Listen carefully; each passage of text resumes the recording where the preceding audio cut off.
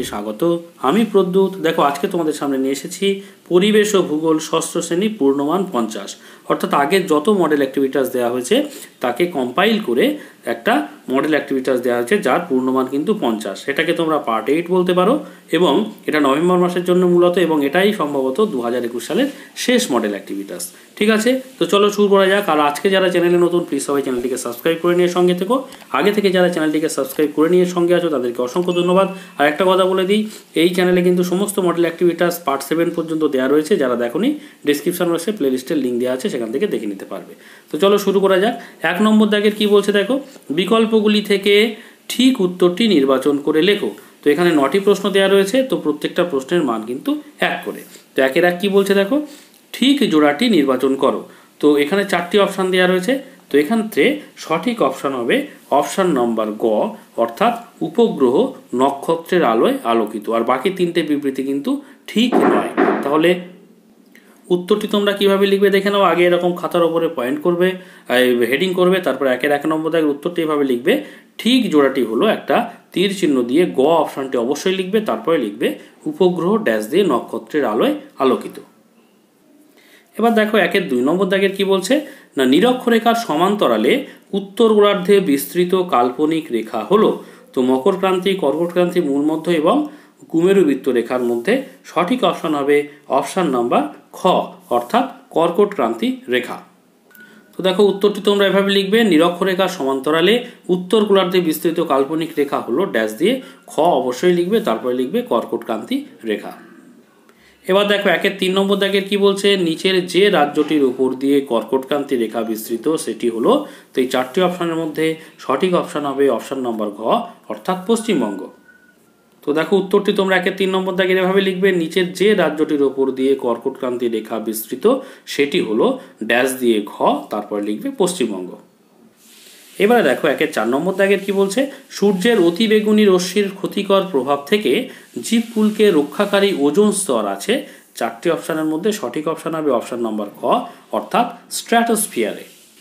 দেখো উত্তরটি তোমরা এভাবে লিখবে 1-এর 4 নম্বর দাগের, সূর্যের অতিবেগুনি রশ্মির ক্ষতিকর প্রভাব থেকে জীবকুলকে রক্ষাকারী ওজোন স্তর আছে ড্যাশ দিয়ে খ, তারপর লিখবে স্ট্র্যাটোস্ফিয়ারে। এবার দেখো 1-এর 5-এর কি বলছে, আন্টার্কটিকার একটি স্বাভাবিক উদ্ভিদ হলো। তো 4টি অপশানের মধ্যে সঠিক অপশান হবে অপশান নম্বর গ, অর্থাৎ মস। তো দেখো 1-এর 5-এর উত্তর এভাবে লিখবে, আন্টার্কটিকার একটি স্বাভাবিক উদ্ভিদ হলো ড্যাশ দিয়ে গ, তারপর লিখবে মস। এবার দেখো 1-এর 6-এর কি বলছে, ভারতের মরু অঞ্চলের মাটির অন্যতম প্রধান বৈশিষ্ট্য হলো। 4টি অপশানের মধ্যে সঠিক অপশান অপশান নম্বর গ, অর্থাৎ মাটির জল ধারণ ক্ষমতা কম। দেখো 1-এর 6-এরটা এইভাবে লিখে দেবে উত্তরটি, ভারতের মরু অঞ্চলের মাটির অন্যতম প্রধান বৈশিষ্ট্য হলো ড্যাশ দিয়ে গ, তারপরে মাটির জল ধারণ ক্ষমতা কম। এবার 1-এর 7-এরটা কি বলছে, উত্তর আমেরিকা ও ইউরোপের মাঝে অবস্থিত মহাসাগরটি হলো। 4টি সাগরের মধ্যে সঠিক অপশান হবে অপশান নাম্বার খ, অর্থাৎ আটলান্টিক মহাসাগর। তো দেখো 1-এর 7-এর উত্তর এভাবে লিখবে, উত্তর আমেরিকা ও ইউরোপের মাঝে অবস্থিত মহাসাগরটি হলো ড্যাশ দিয়ে খ, তারপরে আটলান্টিক মহাসাগর। এবারে দেখো 1-এর 8 কি বলছে, পশ্চিমবঙ্গের জলবায়ুর প্রকৃতি। 4টি অপশানের মধ্যে সঠিক অপশান অপশান নম্বর ক, অর্থাৎ উষ্ণ ও আর্দ্র। 1-এর 8-এর উত্তর এভাবে লিখবে, পশ্চিমবঙ্গের জলবায়ুর প্রকৃতি ড্যাশ দিয়ে ক, তারপরে উষ্ণ ড্যাশ আর্দ্র। 1-এর 9-এরটা কি বলছে দেখো, ভারতের একটি পশ্চিম বাহিনী নদী হলো। 4টি নদী দেওয়া রয়েছে, সঠিক অপশান হবে অপশান নম্বর গ, অর্থাৎ নর্মদা। তো দেখো 1-এর 9-এর উত্তরটি এভাবে লিখবে, ভারতের একটি পশ্চিম বাহিনী নদী হলো ড্যাশ দিয়ে গ, তারপরে নর্মদা। এবারে দেখো 2-এর কি বলছে, শূন্যস্থান পূরণ করো। এখানে 3টে শূন্যস্থান দেওয়া রয়েছে, তো প্রত্যেকটা প্রশ্নের মান 1 করে। 2-এর 1 কি বলছে দেখো, সমুদ্রের কাছাকাছি অঞ্চলের জলবায়ু ড্যাশ প্রকৃতির হয়। তো ড্যাশের এখানে হবে সমভাবাপন্ন প্রকৃতির হয়। তো দেখো আমি একটু উপর করে লিখে দিয়েছি সমভাবাপন্ন, ঠিক আছে। এবারে দেখো 2-এর 2 কি বলছে, নির্দিষ্ট ঋতুতে যে গাছের পাতা ঝরে পড়ে তাকে ড্যাশ উদ্ভিদ বলে। তো এখানে হবে তাকে পর্ণমোচী উদ্ভিদ বলে।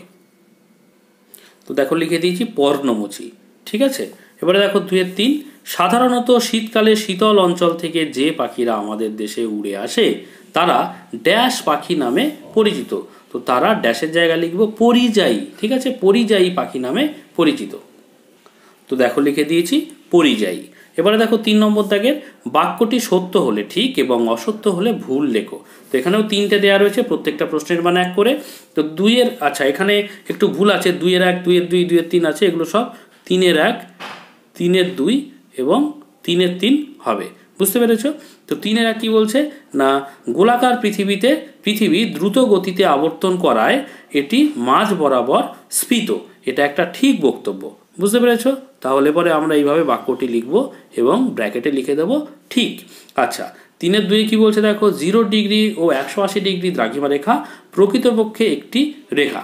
এটা একদম ঠিক বক্তব্য নয়, কারণ 0 ডিগ্রি দ্রাঘিমা রেখাকে আমরা মূলমধ্যরেখা বলে জানি, 180 ডিগ্রি দ্রাঘিমা রেখাকে আমরা আন্তর্জাতিক তারিখ রেখা বলে জানি। তাহলে দুটো আলাদা, তাহলে পরে এটা ভুল বিবৃতি বলে আমরা ব্র্যাকেটে লিখে দেব ভুল।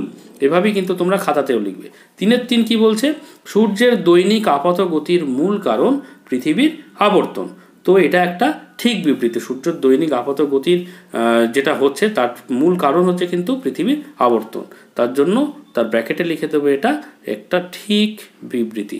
তোমরা খাতাতেও কিন্তু এভাবে লিখে দেবে। এবারে চলো 4 নম্বর কি বলছে দেখো, স্তম্ভ মেলাও। তো এখানে 3টে স্তম্ভ মেলাতে হবে, তার জন্য প্রত্যেকটা প্রশ্নের জন্য 1 নম্বর করে দেওয়া রয়েছে। ক স্তম্ভ, খ স্তম্ভ। দেখো 4-এর 1-এ কি আছে, আর্দ্রতা। আর্দ্রতা মাপা হয় হাইগ্রোমিটার দিয়ে, তাহলে পরে আর্দ্রতার সঙ্গে এই হাইগ্রোমিটার যুক্ত হবে। আচ্ছা ভারতের সর্বোচ্চ শৃঙ্গ হচ্ছে গডউইন অস্টিন, তাহলে গডউইন অস্টিনের সঙ্গে কি হবে, এইটা যুক্ত হবে ভারতের। 4-এর 2 নম্বর দাগ।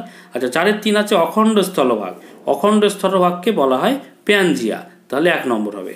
তোমরা এরকম অ্যারো চিহ্ন দিয়ে লিখবে না, পাশাপাশি লিখবে, অর্থাৎ এই কথাটা লিখে ডান দিকে এই যে এর সঙ্গে মিলেছে না হাইগ্রোমিটার, এটা এর পাশে লিখে দেবে, আবার এটার পাশে লিখে দেবে, এটা পাশাপাশি লিখবে, এরকম তীর চিহ্ন দিয়ে লিখবে না।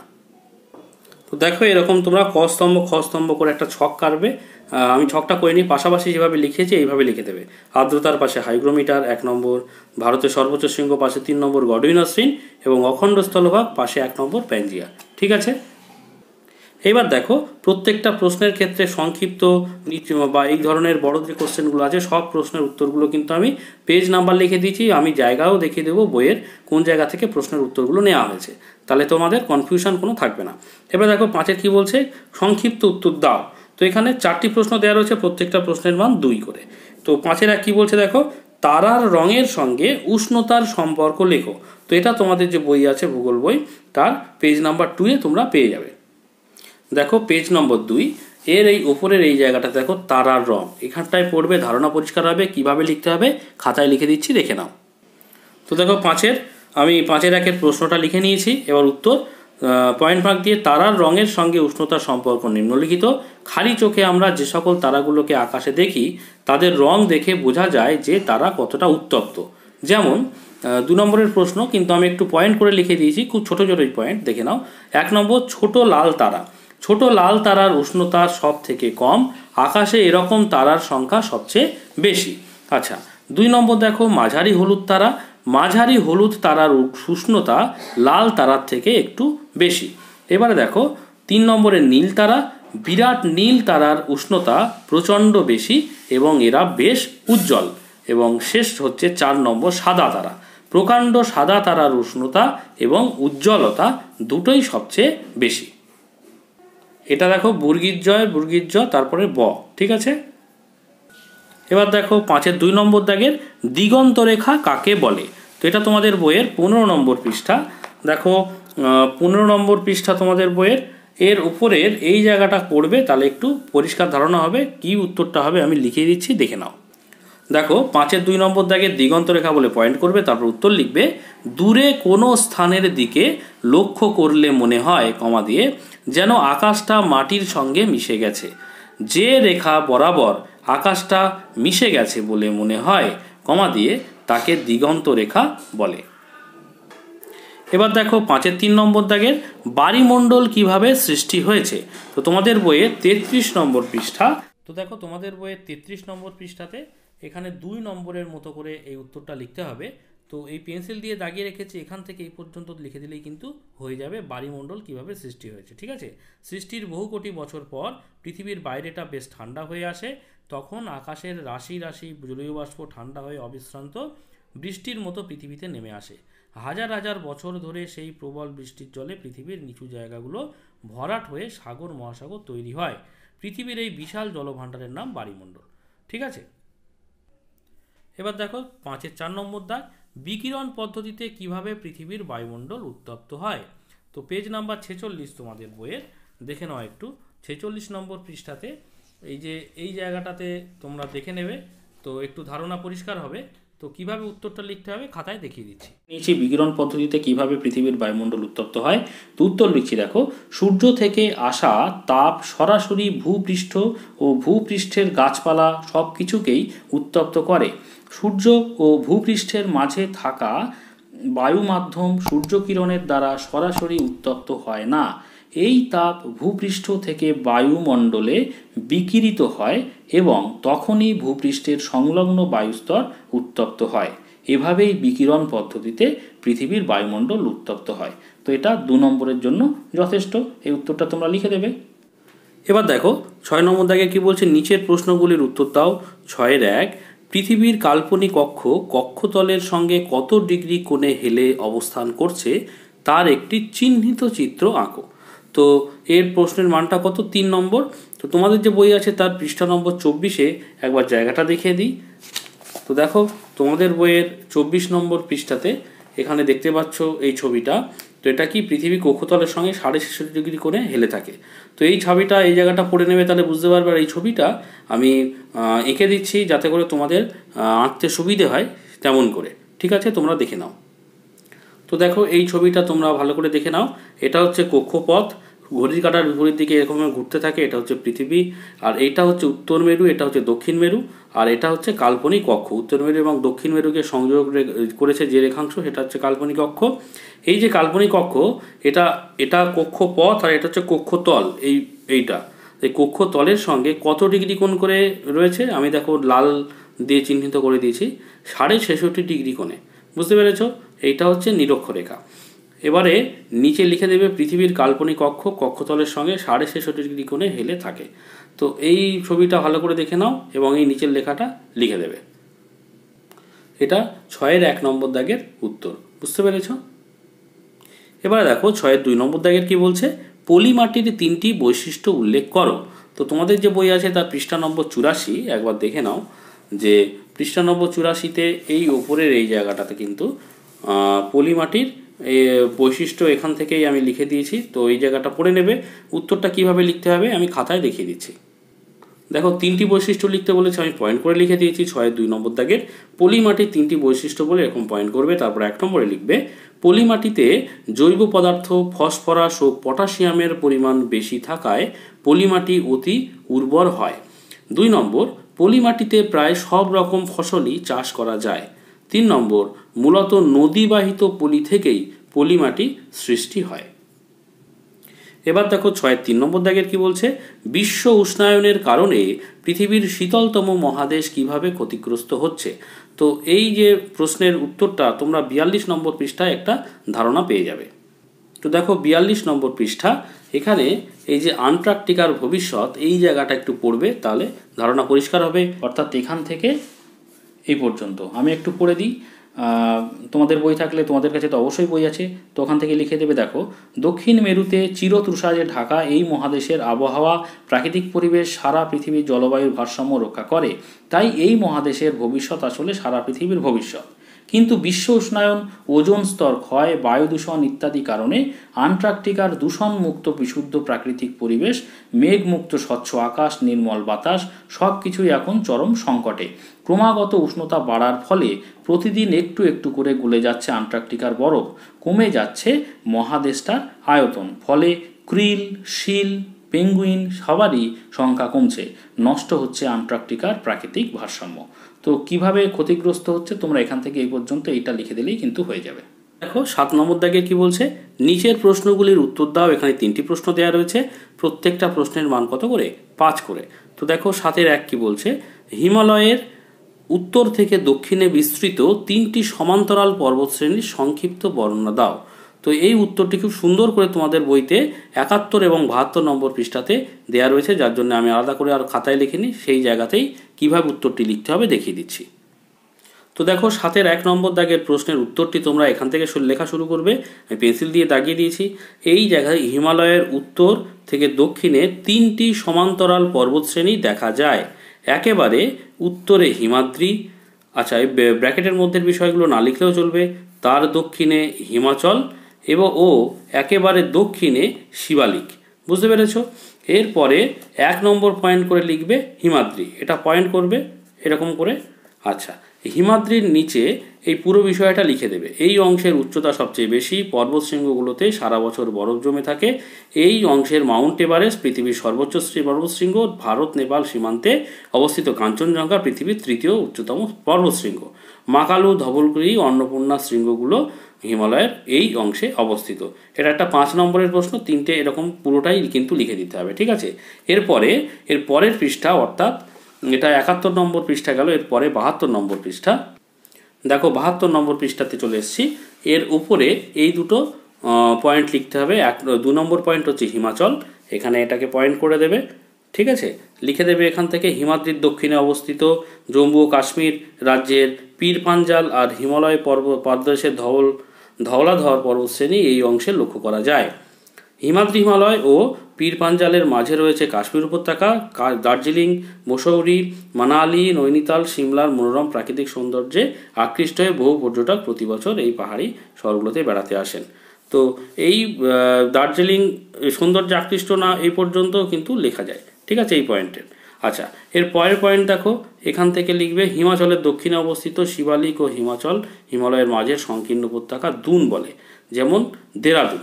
শিবালিক হিমালয়ের পাদদেশের ঘন অরণ্যাবৃত অঞ্চল হলো তরাই। ভারতের পূর্ব সীমানা বরাবর রয়েছে পাটকই বুম আর নাগা পর্বত। মেঘালয় রাজ্যে রয়েছে গারো, খাসি ও জয়ন্তিকা পাহাড়। তো এইটুকু লিখে দেবে। এবারে দেখো 7-এর 2 নম্বর দাগে কি বলছে, বায়ুচাপ ও বায়ু প্রবাহ কোনো অঞ্চলের আবহাওয়াকে কিভাবে নিয়ন্ত্রণ করে তা ব্যাখ্যা করো। তো এই প্রশ্নটা তোমার বইয়ের 48 নম্বর পৃষ্ঠাতে একবার জায়গাটা দেখে নাও। তো দেখো 48 নম্বর পৃষ্ঠা, এই ওপরের এই জায়গাটা দেখো, বায়ুচাপ ও বায়ু প্রবাহ কিভাবে আবহাওয়াকে নিয়ন্ত্রিত করে, এই জায়গাটা পড়বে, তাহলে ধারণা ক্লিয়ার হবে। আর উত্তরটা কিভাবে লিখতে হবে খাতায় দেখিয়ে দিচ্ছি, দেখে নাও। তো দেখো 7-এর 2 নম্বর দাগে যে প্রশ্নটি ছিল সেটা আমি লিখে নিয়েছি আগে, উত্তর লিখছি। কোনো অঞ্চলের আবহাওয়ার অন্যতম প্রধান নিয়ন্ত্রক হলো বায়ুচাপ ও বায়ু প্রবাহ। দুটো অঞ্চলের মধ্যে বায়ুচাপের পার্থক্যই হলো বায়ু প্রবাহের প্রধান কারণ। বায়ুচাপের পার্থক্য বেশি হলে বায়ুর গতিবেগ বাড়ে এবং চাপের পার্থক্য কম হলে বায়ু প্রবাহের গতি কমে। বায়ুচাপ খুব কমে গিয়ে নিম্নচাপ তৈরি হলে আশেপাশের উচ্চচাপ অঞ্চল থেকে প্রবল বেগে বাতাস নিম্নচাপযুক্ত অঞ্চলের দিকে ছুটে আসে, ফলে ঝড়, বৃষ্টি, অশান্ত আবহাওয়া দেখা যায়। আবার বাতাস ঠান্ডা হয়ে বায়ুচাপ বেড়ে গিয়ে উচ্চচাপ তৈরি হলে পরিষ্কার আকাশ ও শান্ত আবহাওয়া দেখা যায়। ঠিক আছে, এটুকু লিখে দিলেই হবে। এরপরে দেখো 7-এর 3 নম্বর দাগের প্রশ্ন, শেষ প্রশ্ন, অরণ্য সংরক্ষণ করা কেন প্রয়োজন বলে তুমি মনে করো। তো এটা তোমাদের যে বই আছে তার 90 নম্বর পৃষ্ঠাতে জায়গাটা একটু দেখে নাও। দেখো 90 নম্বর পৃষ্ঠাতে এই ওপরের দিকে এই জায়গাটাতে দেখো অরণ্য, আমাদের বন্ধু এখানে অরণ্য কি কি কাজ করে আমাদের জন্য সেটা দেয়া রয়েছে। এই পয়েন্টের উপরে বেস করেই খাতাতে আমি লিখে দিয়েছি যে অরণ্যের সংরক্ষণের কি প্রয়োজনীয়তা সেটা তোমরা দেখে নাও। ছিল আগে লিখে নিয়েছি অরণ্য সংরক্ষণ করা কেন প্রয়োজন বলে তুমি মনে করো। উত্তর, অরণ্য বা বনভূমি হলো জীবজগতের অস্তিত্ব রক্ষার পেছনে ভূমিকা গ্রহণকারী একটি গুরুত্বপূর্ণ সম্পদ। অরণ্য সংরক্ষণ না করলে পৃথিবীর জীবকুল ধ্বংসের মুখে পতিত হবে। অরণ্যের বিভিন্ন উপকারের কথা বিচার করলেই অরণ্য সংরক্ষণ কেন প্রয়োজন তা সহজেই বোঝা যায়।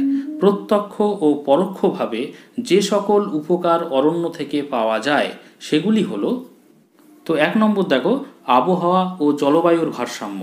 অরণ্য বাতাস থেকে কার্বন ডাই অক্সাইড শোষণ করে ও বাতাসে অক্সিজেন যোগ করে আবহাওয়া ও জলবায়ুর ভারসাম্য রক্ষা করে। 2 নম্বর, ভূমিক্ষয় রোধ। গাছ নিজের শিকড়ের সাহায্যে মাটিকে শক্ত করে আঁকড়ে ধরে রাখে, এতে ভূমিক্ষয় রোধ হয়। খুব ছোট্ট ছোট্ট করে পয়েন্ট লিখেছি দেখো। 3 নম্বর, বৃষ্টিপাত। গাছের প্রচ্ছেদন প্রক্রিয়ার ফলে বাষ্পীভবনের পরিমাণ বেশি হওয়ায় বনভূমি অঞ্চলে বৃষ্টিপাতের পরিমাণ বেশি হয়। 4 নম্বর, মরুভূমির প্রসার রোধ। বৃষ্টিপাতের পরিমাণের নিয়ন্ত্রণ তথা জলবায়ু নিয়ন্ত্রণের মাধ্যমে মরুভূমির প্রসার রোধ হয়। এবার দেখো 5 নম্বর, বন্যপ্রাণীর আবাসস্থল। অজস্র বন্যপ্রাণীর আবাসস্থল হলো অরণ্য। 6 নম্বর, বনজ কাঁচামাল। অরণ্য কাষ্ঠশিল্প ও কাগজ শিল্পের কাঁচামাল সরবরাহ করে। এবার 7 নম্বর দেখো, অর্থকরী উপাদান। তো বনভূমি থেকে মধু, মোম, গঁদ, রজন, আঠা প্রভৃতি অর্থকারী উপাদান পাওয়া যায়। এবং শেষ পয়েন্ট 8 নম্বর, বাস্তুতন্ত্রের ভারসাম্য। অরণ্য বিভিন্ন প্রকার বাস্তুতন্ত্রের ভারসাম্য রক্ষা করে। তো এই ছিল ক্লাস 6-এর পরিবেশ ও ভূগোলের বিষয়ের যে মডেল অ্যাক্টিভিটি টাস্কের কম্পাইলেশনের প্রশ্ন ছিল তার উত্তর। তো মডেল অ্যাক্টিভিটি টাস্কের অন্যান্য সমস্ত সাবজেক্টের পার্ট 7 পর্যন্ত কিন্তু ক্লাস 6-এ করে দেওয়া আছে। যারা দেখোনি ডেসক্রিপশন বক্সে প্লেলিস্টের লিঙ্কে গিয়ে তোমরা দেখে নিতে পারবে। আর আজকের ভিডিওটি যদি ভালো লাগে প্লিজ সবাই একটা লাইক করো এবং শেয়ার করো। আর শেষ পর্যন্ত ভিডিওটি দেখার জন্য সকলকে অসংখ্য ধন্যবাদ।